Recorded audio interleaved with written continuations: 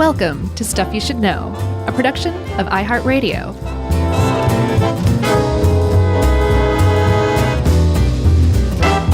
Hey, and welcome to the podcast. I'm Josh Clark, and Charles W. Chuck Bryan is here, and this is Stuff You Should Know, Dear Diary edition. Well, I guess I'll just ask the obvious question. Have you ever kept a diary of any kind? Any kind of journal? Yeah, I think I did when I was younger, but I haven't in a long, long time. And it's one of those things like, I'm like, gosh, this is such a great idea. And I'll do it a couple of times and then I just fall off. Yeah. Fall off the wagon. I think it's one of those things that you can either be inclined to be one of those people that does it and keeps up with it or not. But you can also learn to do it, I think, with practice, like anything else, by setting that habit. And the reason I assigned this idea to Livia, who did a great job, is because my good friend Mike Anderson has kept a daily journal since 1991. Dear Mike. It's pretty amazing. I obviously never read it, but it's just it comes up every now and then because it is a journal of his life, but what it serves as far as the friend group goes is a journal of all of our lives to a certain degree. That's neat. And sometimes we'll be camping or just hanging out or something, and we'll be talking about something that happened in the old days, and we won't be clear on it, and Mike will just be like, I can find that out for us. And it's cool. It's a bit of a time capsule, and he's currently getting them, I think, digitized from his old handwriting days. Oh, wow. Handwritten days, rather. And I was like, these are important, right? And you need to make sure, we're all getting older. And like, what if a UFO picked you up and took you away? And he's like, I got that covered, my friend. They are going to his daughter already. They will be preserved by her. Mm-hmm. And Mike's a crazy, weird, creative genius. So I'd like to see these like published one day. Yeah, that's who you want to keep a journal for that long, for sure. It could be one of those things that comes out 100 years from now, and that's when he becomes famous. What year did he start? 1991. Man, and so it's 2023, so do the math. 38 years. Do the math. Are you sweating? Mm-hmm. My upper lip is. Anyway, so this is on Diaries, and this actually turned out, at least in the history section, to be way more woman-centric than I imagined it would be, but it makes a lot of sense now that I see the history of it. Well, yeah, and if you kind of dive into 10th century Japan, which we'll talk about in a second, there was a kind of a movement of journaling. Mm-hmm. What a lot of people point to as the first real historical example of people using diaries. They're writing because they're not allowed to be externally. So the only way to share themselves is to write to themselves. And women have so long been repressed by men that I could see journaling being a largely woman affair for most of history, I should say. Yeah. I mean, we can actually start with that because the earlier examples aren't really diaries. Like we're talking about a papyrus logbook by an Egyptian official named Merer about limestone blocks being delivered for the pyramids at Giza. Not a diary. Not a diary, because there's nothing, a diary is something personal about someone's experiences. So he wasn't like 10 blocks delivered today, also feeling a little depressed, if anyone cares. Mm-hmm. It was just recording of things. Marcus Aurelius, the Roman emperor, got a little closer with his meditations because he did talk about things like, here's how I'd like to develop these character traits and cultivate these things in my life. Mm-hmm. But it still was sort of abstract. It wasn't like, today this happened and I felt this way about it.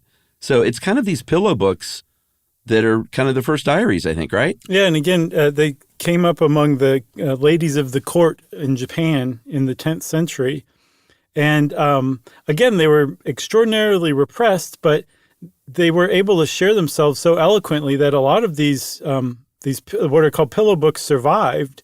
And one of them was essentially, so they would kind of veer into fiction and poetry and stuff in addition to recording, historical events at the court, both large and small. It could be gossip. It could be the death of an emperor.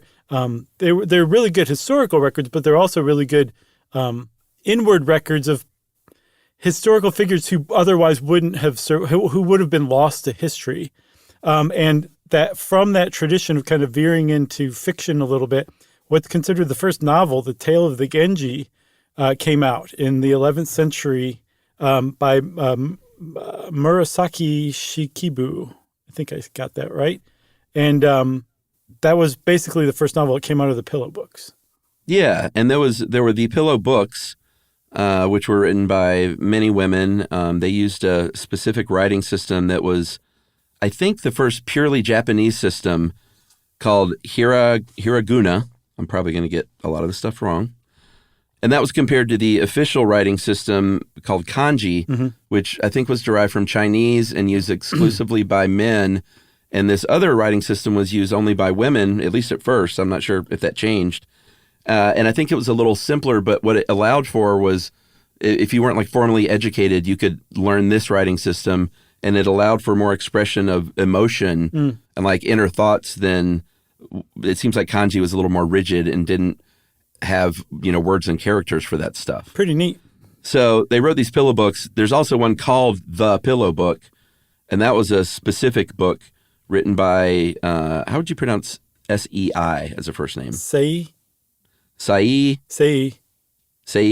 Shonagon, and that was made into a movie in 1986.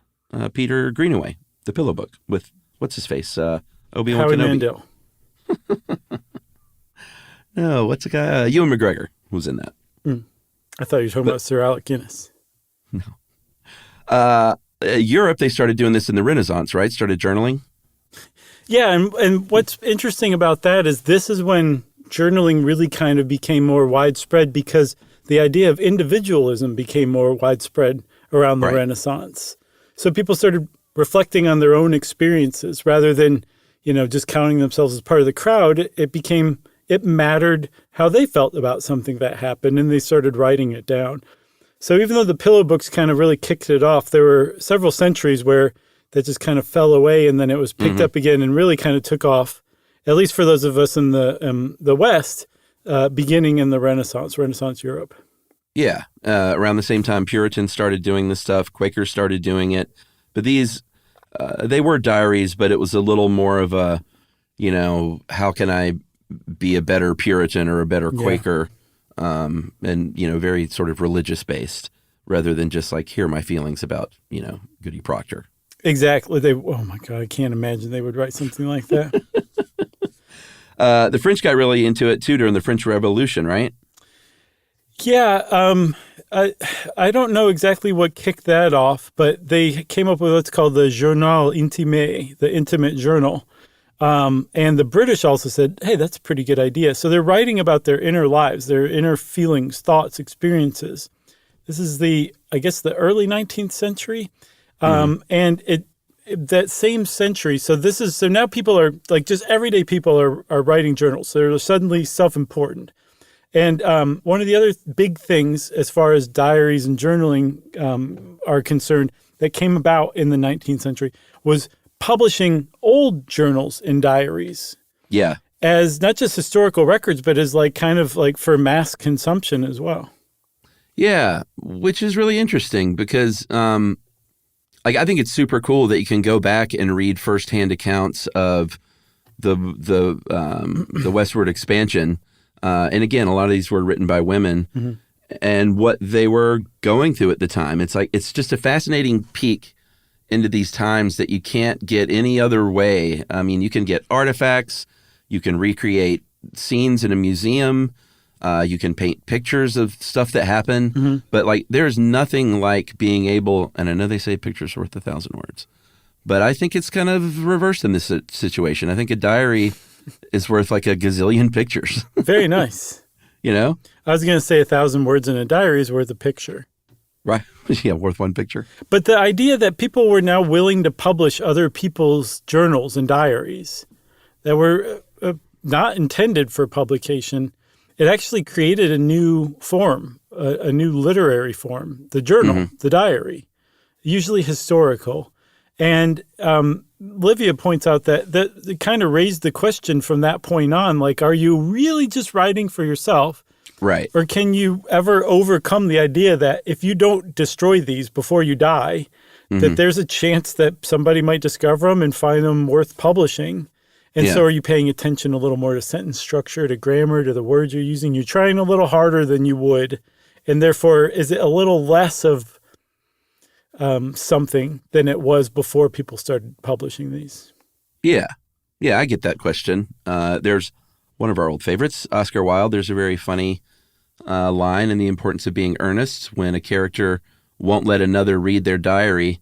And she says, it is simply a very young girl's record of her own thoughts and impressions, and consequently meant for publication. When it appears in volume form, I hope you will order a copy. Pretty hilarious. It's good stuff. Very Oscar Wilde. So The Importance of Being Earnest came out in 1895, which means that idea was established by then, very well established.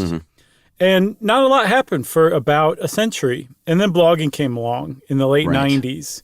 And all of a sudden, the whole point was to share your diary, your journal, your innermost thoughts. The thing about doing it online, though, is now you had an option. You could share it with your intimates, your closest friends and family, or, and like keep everybody else out. I don't know, through password protection, who knows? Or you could go the other way around and blog anonymously and share it with everybody, but your closest friends and family have no idea it's you if you do it correctly. Either way, you're sharing things in ways that diarists never, ever did before. Yeah, or blog non-anonymously for just anyone to read anything. And that's kind of what social media ended up being. Yeah, just let it all hang out there. And isn't it great that happened?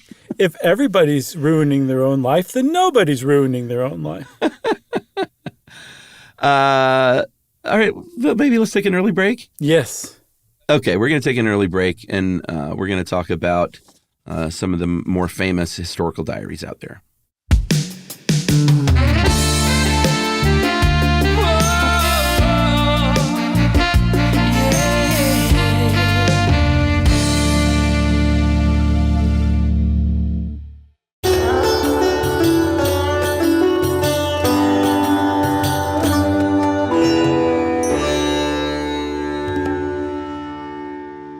All right. We were talking before the break about historical diaries and how I haven't ever really read one. I've read memoirs and things, which is fine. That's different. Yeah, it's a different deal.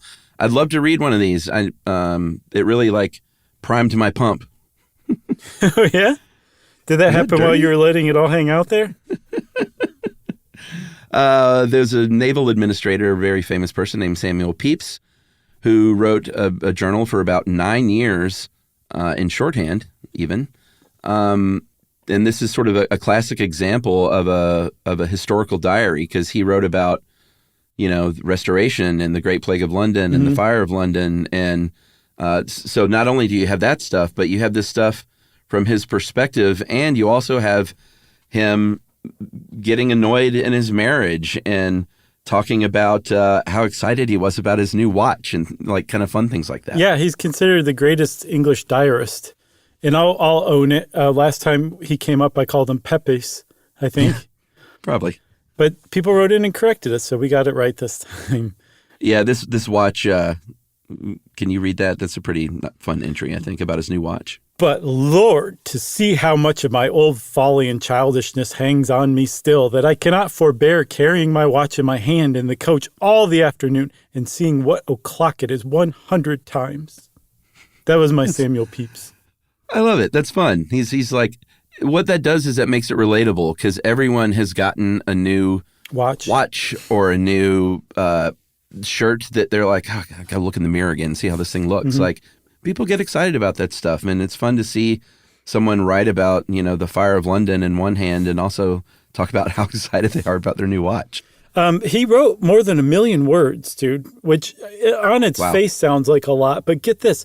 The entire Harry Potter series is just over 1 million words. So he wrote about the same amount of words as all the books of Harry Potter by hand in less time than J.K. Rowling wrote them. Oh, all right. Pretty nuts. Little shade? No, not really. It's a good touchstone. Sure. Plus, we could shade her for all kinds of reasons Sure. that don't involve speed of writing. If you really want to do that, who's the Game of Thrones guy? That's what everyone's mad at him. C.C. DeVille? No, what's his name? George R.R. Martin. Yeah. Are they still mad at him? Jesus, people, give him a break. I mean, isn't that the deal? I don't even know anything about that stuff, but I think everyone's just like, why aren't you finishing yet? Huh. Well, what about Michael Shiner, Chuck? Yes, he was an enslaved person in Maryland, and in 1805 was eventually a free man, but he worked at the Washington Naval Yards for many decades and ended up keeping a 56-year diary that was maybe like my friend's Mike one day, that'll be published after he died by historians. So all of a sudden you have this amazing account of the life of an enslaved person over 50, and then a free person over 56 years. Yeah. He also was not educated. Born a slave, you typically weren't educated. In fact, it was usually illegal to educate a slave at the time. So he taught himself, apparently. So he uses his own spelling, his own grammar, very little punctuation.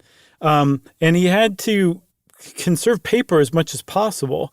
So he would kind of like write stuff wherever there was space on an old page that he'd left. Oh, wow. And yeah, I think his grandson came along and kind of organized it, and it ended up being published.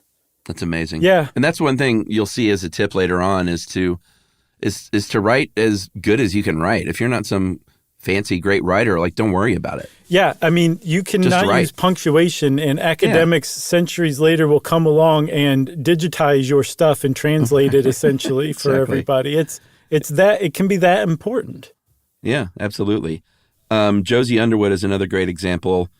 Probably the most famous civilian account of the Civil War. She was in a unique position because she was from a Southern family in Kentucky, very prominent family in Bowling Green of slaveholders, but she was sympathetic to the Union cause. And, she writes a very sort of honest first-person account as someone from that perspective throughout the Civil War, and it became very famous. Yeah, but then interspersed with that, with being occupied by the Confederate Army and then the Union Army, she also talked about normal life for a society person in Bowling Green, Kentucky, where, going to parties or things like that, or looking for what she called her true prince, a husband. So it's very much like Samuel Pepys. There's historic events, but it's written from the perspective of the individual who also writes about themselves too. Yeah, and this stuff is history. I mean, this is how we learn about history. If you read history books and they describe in great detail about how life was, some of that is from research and clues and things like that, but some of that is from first-person accounts. Yeah. There was another very, very famous journal. I don't know if you'd call it a diary, but it was from Captain Robert Falcon Scott, who led an expedition to the South Pole in 1912, was trying to be the first expedition to the South Pole. And in fact, they reached the South Pole to find that a rival explorer had beat them by 1 month. And so they had to make it back to civilization. They never made it back. So Scott chronicled their slow demise over weeks, trudging through the Arctic, or the Antarctic, I should say, just trying to get back to safety and then just not doing it. I bet that's a heavy read. It is. I was reading it today, and it's just, it's crazy to put yourself in that situation, which he makes it easy to do. And just these little, few sentence, what do you call them? Not inscriptions or installations, entries. Uh-huh. Just a few sentences each typically, but it really kind of draws you in, inside the tent where a blizzard's going and one guy's nose is falling off because it's so frostbitten. And everybody's trying to keep their spirits up, kind of thing. It's a really moving journal for sure. There's another one, and I never knew how to pronounce his name, Anais Nin, but I finally today listened to the man on YouTube. Yeah. You ever listen to that guy? Yes. Today we will learn to pronounce the name Who is that? A real person? I don't know anymore. No one knows anymore. I gotta figure that out. That'd be a good short stuff, maybe even. Who's real? Who is that person? Okay. Who are these people? All right, we'll do it as Jerry Seinfeld. Okay. Anyway, he said it was pronounced Anicenin.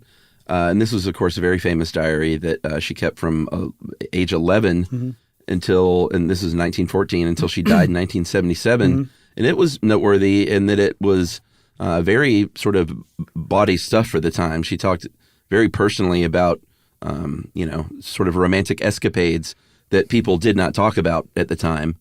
It was published in 1966, like a sanitized version, and was a big hit with the ladies, largely. And then she said, hey, after I die, why don't you publish the full and uncensored version? But even the sanitized version was like, I've been living a double life. I've been having this affair. I'm married to 2 guys. I've split my life between New York and Los Angeles, and my husband doesn't know. Just all sorts of stuff. And she purposefully published them while she was alive. And I mean, that's a tremendous amount of risk that she took on. She ended up becoming a feminist icon, like basically overnight as a result. Another icon, you can't talk about Diaries without talking about Anne Frank. And this is something that I never knew. Obviously, if, we'll tell you who Anne Frank is because I always think everyone knows, even because it's the second most widely read book in the world after the Bible. But Anne Frank wrote a diary between 1942 and 1944 as a teenager, started at 13, hiding from the Nazis with her family, and wrote this diary. The thing I never knew is that she had planned to publish it. As the story goes, she was inspired by a radio transmission in 1944 from the Dutch government that said, hey, collect this and put it on paper, all this everyday material about Nazi occupation, like write it down so people know. And so she did that and rewrote it with the aim of publishing it before she was captured. Yeah, so her original diary is considered Diary A. Like there's entire people have written theses on like parts of this stuff. So the first one's Diary A. The one that she rewrote intended for publication that's considered Diary B. And her father, Otto, the only one who survived the Nazi occupation in the Netherlands of the family, because they were found out by the Gestapo and taken to concentration camps, which is where Anne Frank was murdered as a girl still. She would have been maybe 15 or 16 at the time. Otto survived, and he was given her journals and basically had them put together, Diary A and Diary B, to kind of create like a version of it for public consumption. And after he died, they published the whole thing, and that's considered Diary C.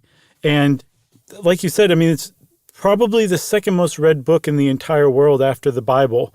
And for good reason, too. I mean, like the insight into history that it gives is just amazing and unparalleled. But also, there's a poet named John Berryman who put it like this. He said that the book is about the conversion of a child into a person. And Frank's going through this conversion from age 13 to 15. Big difference in ages right there, 13 to 15. A lot happens. Yeah. And she's doing it hidden away in an attic in the Netherlands, hiding out from the Nazi, hiding for her life. You ever been to the Anne Frank house? No, I haven't. You ever been to Amsterdam? Yes. Okay. Make me feel bad, though, why don't you? No, you shouldn't feel bad. I've been there a few times, and I went once. I didn't go 2 times. Well, at least you went once, though. I don't even have that to boast about. But I would like to go, though. I mean, I can't imagine how moving that place is. Yeah. So those are some famous examples of famous journals, I guess. You want to take another break and talk about why people might write journals in the first place? Yeah, I think it's another early-ish break, but it aligns nicely. Okay.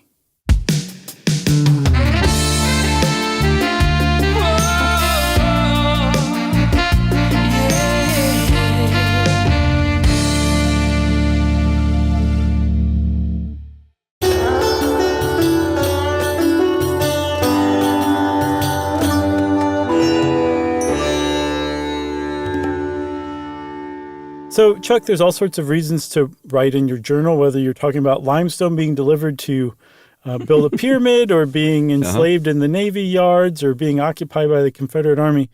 People have been doing it for centuries and centuries and centuries without any real intention to do anything other than kind of get their thoughts out on paper. And it wasn't until the 1960s that psychotherapists were like, there's something to that. People are putting their internal lives out into, written form. They're getting it out of their minds and into the world. There has to be some therapeutic benefit to that. And a therapist named Ira Progoff came up with what's called intensive journaling. Yeah, and like you said, it was the 1960s. In his version, it was basically a notebook, like a 3-ring binder with color-coded sections about topically arranged, thematically arranged. It could be like recording your dreams, which we'll talk about again a little bit later. Could have been just daily life stuff. It could be very like, hey, write about a big event in your life. And we'll talk a little bit more about trauma journaling later, because that can be very valuable and painful, I imagine. But basically, it's all about like almost like a meditation and allowing things that were important to you or related to you at different points of your life to come to the forefront of your mind and just sort of write out through the pen onto the paper or through your fingies onto the keyboard. Right. Yeah. You sit there for a few minutes reflecting on the topic you've decided to focus on for that journal entry. Then you write it. Then you read what you just wrote. And then you write your feelings about writing it and then reading it. That's got to be helpful. Got to be. And that's the point of all this. Like, we're going to get into some pretty deep BS here eventually. But the upshot of it is there's a very, very little chance that it will be in any way harmful and possibly very beneficial. And it could be difficult. Yes. But that doesn't mean harmful. Right. And that alone makes it worth at least giving it a shot. And if it works for you, great. If it doesn't work for you, then you gave it a try. Yeah. There's another guy named James Pennebaker from University of Texas, Austin.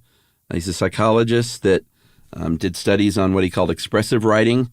Been doing this since the 80s. And he said, where he found it helpful was when you would just start out with like very disjointed sort of raw feelings and things, and then transform that into a story and into a narrative. And the process of taking like a difficult experience, maybe just writing down the 8 feelings you had about it, and then that gets a little more detailed until you've turned it into a story, can help you handle that stuff more easily and help you live with it. Yeah. And there's actually studies to back this up. His whole thing is like, you don't need to journal every day. If you do, fine, that's great. But he found that just one 15 to 30-minute session of writing about a difficult or traumatic experience can help relieve not just psychological symptoms, but physiological symptoms as well. And that a lot of studies have found that if you do like 3 to 4 15 to 30-minute sessions writing about the same experience, it can really help work past trauma that you've been carrying around. It's pretty amazing, just writing about it. Yeah. Some of the things they found in studies, short-term increase in distress or negative mood. That's what I was talking about. Like, it may be difficult in the moment, bringing up these bad memories, but it pays off in the long run. Evidence of improvements in depressive systems, long-term, and emotional well-being, benefits to physical health, like lower blood pressure, better lung function, less illness, less doctor visits, better immune system, more antibodies. Pretty neat. Pretty amazing. Yeah. And they think that it's just by getting this thing out of your working memory, essentially, by documenting on paper, you don't have to worry about remembering or thinking about it or ruminating about it anymore. You put it out there, and that alone can lower your stress levels, and your immune system can kick back in to higher gear again. Yeah, and I think he's the guy that really stressed, like, do it how you do it. If you want to write it with a pen, fine. You can put it in your phone. Don't worry about, like, writing well. And don't worry about being fair even. Like, you're doing this for you. You're not doing this for publication. So write about how you really feel, even if it's a very selfish thing in the moment. Right. And try and really bring up a lot of sensory details and, deep emotional, physical sometimes feelings that you had at the moment of this trauma. And be careful as you're doing it. It's not like a therapy replacement, but ideally to be used in conjunction with therapy. Remember in our our mindfulness episode where we talked about some people who engage in mindfulness activities, like find that they freak out because they accidentally uncovered trauma and they weren't prepared for it. Pennebaker kind of warns about the same thing.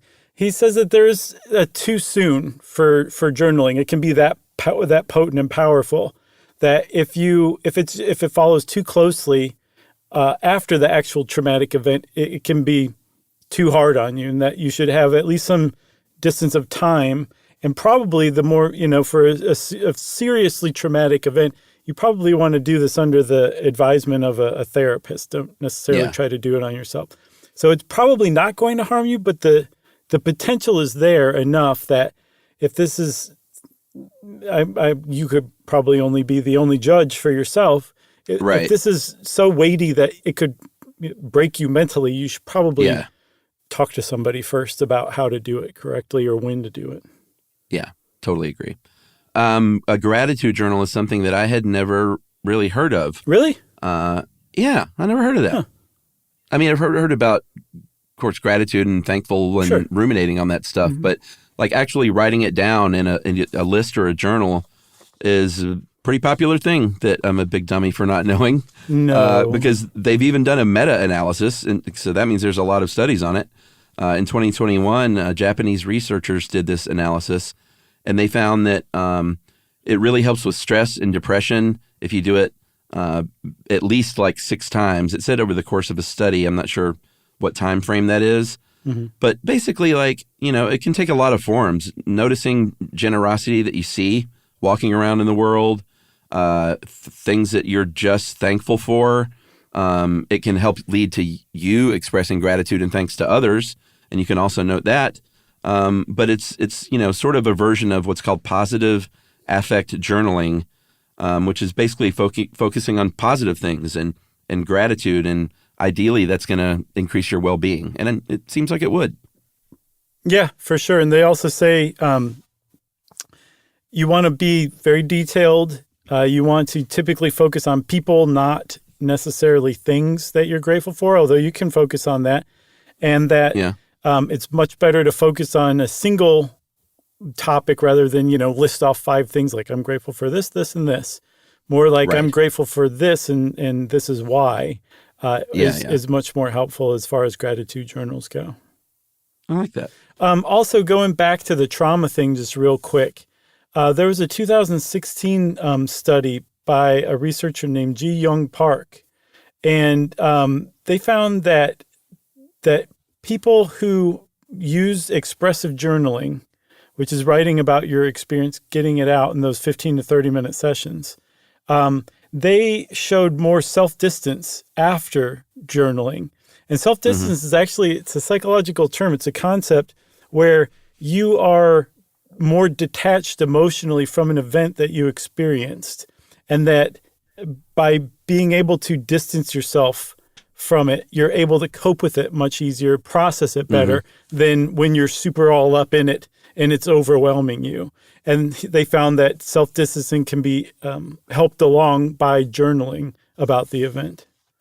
Yeah, I mean, it's sort of that time heals wounds things. And I think the idea here is it can help sort of speed up that process, speed up that time. Yeah, and it helps you get things off your chest. It helps you clarify your thinking. And one other thing that it really helps you do is see other people's perspectives.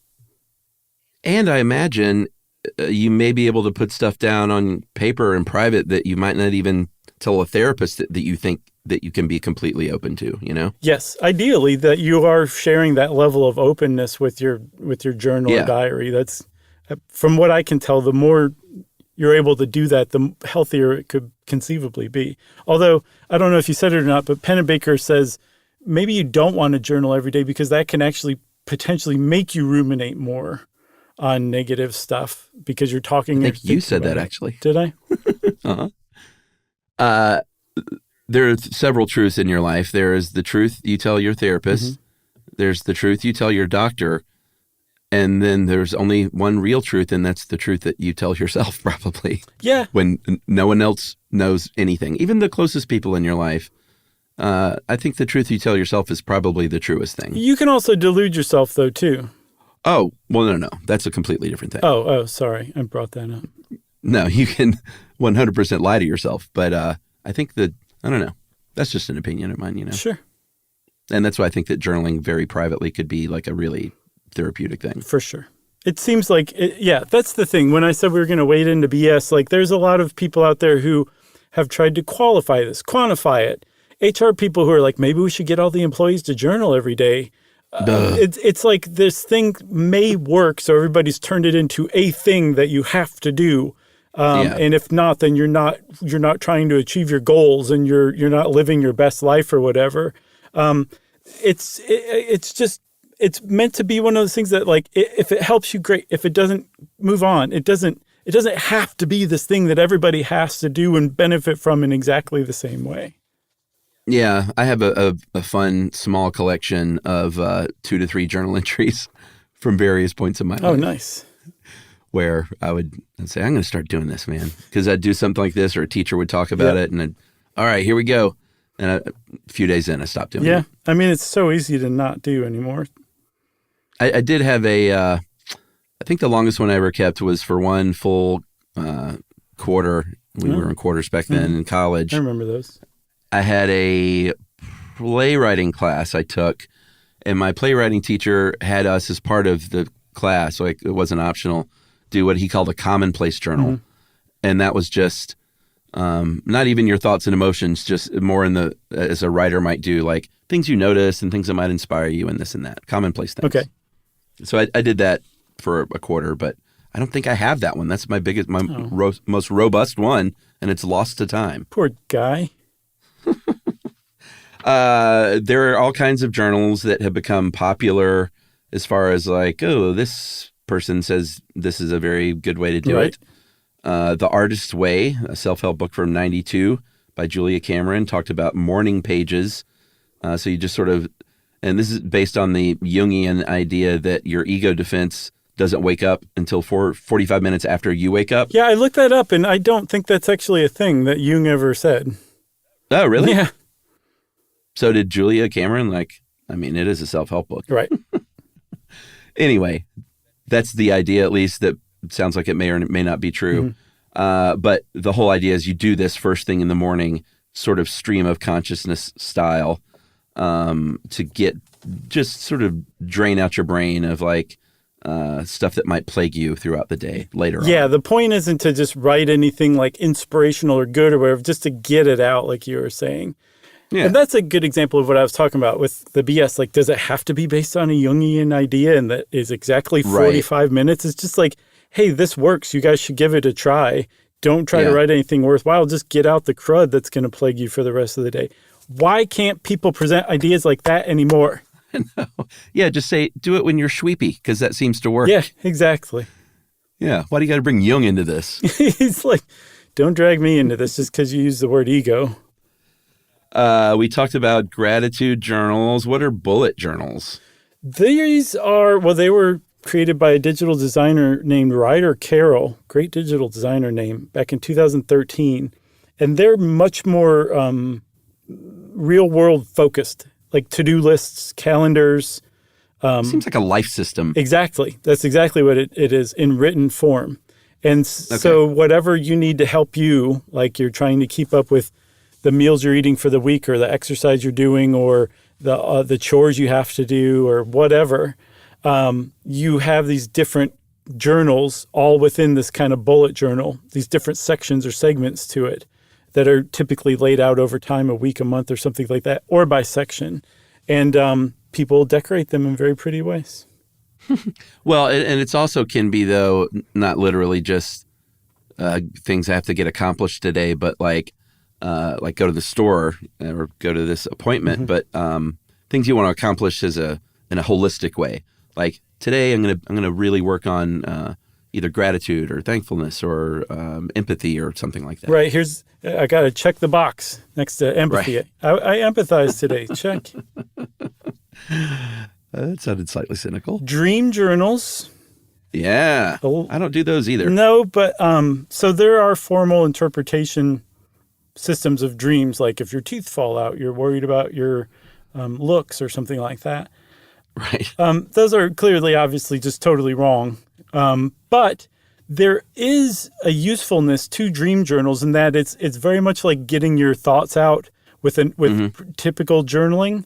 With dream journals, you're recording the thoughts that you got out while you were dreaming before they, disappear, in that 45 minutes before your ego defenses go up. Right.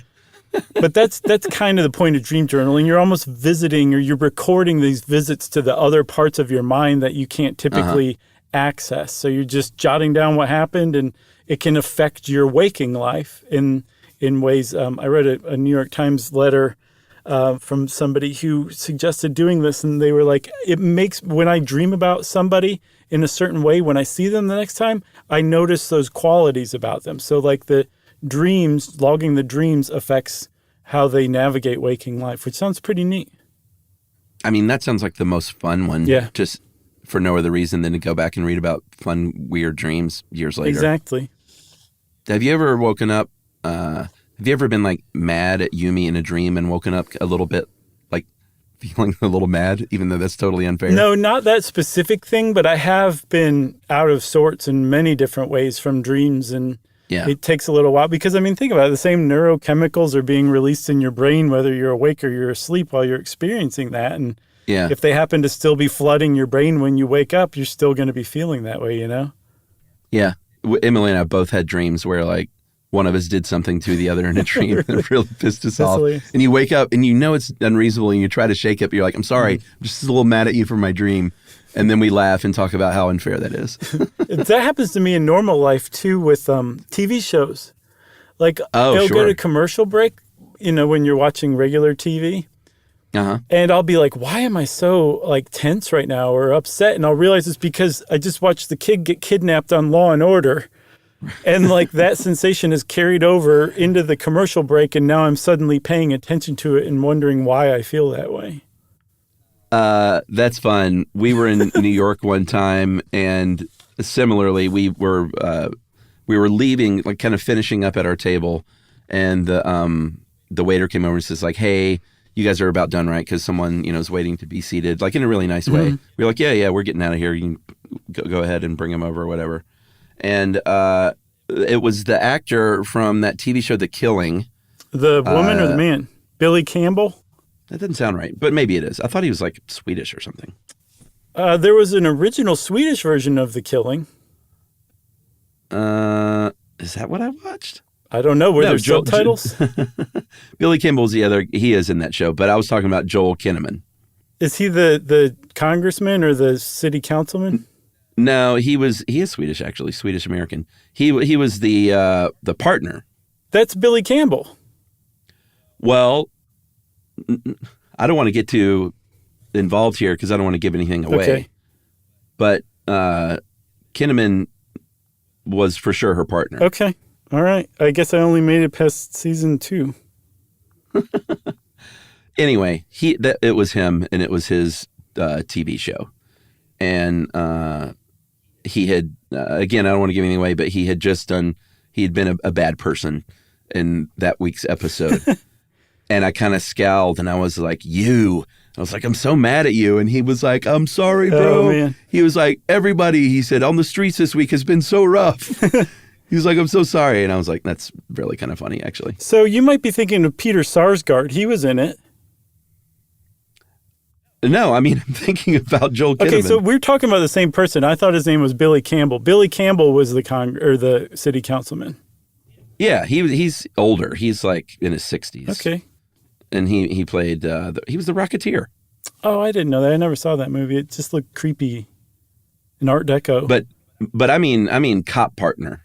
Yes, I know what you're talking about. Yeah, Joel Kinnaman was the cop partner. Right. Okay. Yeah, we're talking about the same person. I just had the name wrong. You had the name right. Okay, Is that I what got you want to hear? Is that what you're holding out for here? I'm not holding out for anything. You got anything else about journaling or diaries? Nah. Well, I think I speak for us all when I say that we hope you find that quarter journal. What was it called? The what journal? The Commonplace Notebook. Commonplace Notebook. What a great name. Yeah. It seems like something that would be stitched together with like fabric and twine, you know? And there's like a mushroom on it. Yeah. Yeah, sure. Chuck said, yeah, sure, everybody. That means it's time for listener mail. I'm going to call this things that we have recommended. Did I read this? I don't think I did. I'll read it again. Hey, guys, my name is Evan Whitby from Hendersonville, North Carolina. It's kind of a long one, but I'll just say that Evan really loves the show. It has meant a lot to him through his life. And one of the biggest ways that it means a lot is the recommendations, movie recommendations that Evan has gotten from us over the years. Sometimes it's a plug or just comes up in conversation. But by this point, I trust your taste a lot, so I check most of them out and then list a bunch of examples. What We Do in the Shadows, Reservation Dogs, Larry Sanders Show, Nate Bargatze's stand-up, Eyes Wide Shut, just to name a few that I particularly liked. And I just finished watching both seasons of Dicktown, which was is John Hodgman's show and David Reese's show. Yeah, that's right. Yeah. And you were right in that it's the perfect length to finish it all in one sitting. And as a native North Carolinian who has lived all around the state my whole life, I found it particularly funny. Go Wolfpack. I look forward to many more lessons and many more laughs thanks to the whole team. One love, Evan. That's awesome. That is so much better than Cheers, Evan. Thank you for that. I like it. If you want to be like Evan and say, hey, I really like this thing you guys recommended, or conversely, you can say, hey, I really like this thing you guys might not know about, so I want to recommend it to you. We are always open for both of those. You can send it in an email via One Love to stuffpodcast@iHeartRadio.com. Stuff You Should Know is a production of iHeartRadio. For more podcasts from iHeartRadio, visit the iHeartRadio app, Apple Podcasts, or wherever you listen to your favorite shows.